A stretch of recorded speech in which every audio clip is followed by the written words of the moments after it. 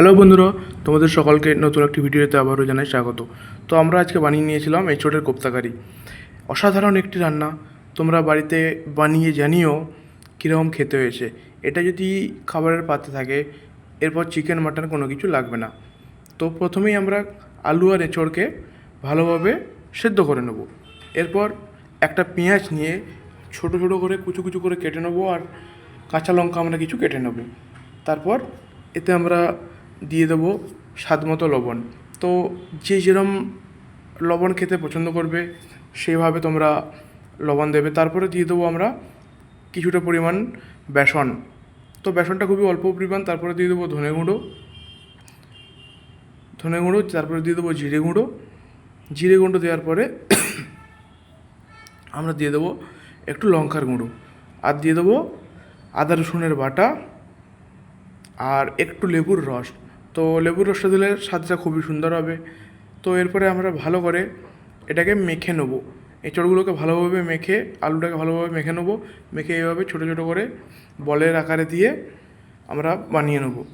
তো দেখতেই পাচ্ছ এঁচড়টা কীভাবে মেখেছিলাম। তারপরে কড়াইতে তেল নিয়ে আমরা বলগুলোকে একটা একটা করে ভেজে নেব। তো এক এক করে ভাজা হয়ে গেলে ভালো করে উল্টে পিল্টে তোমাদেরকে এটা ভেজে নিতে হবে।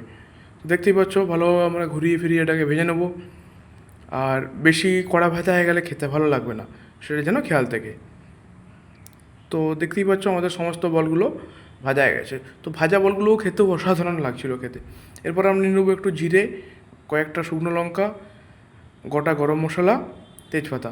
তো আমরা তেলে এগুলোকে দিয়ে দেবো, একটু নাড়াচাড়া করে নেব অনেকক্ষণ ধরে।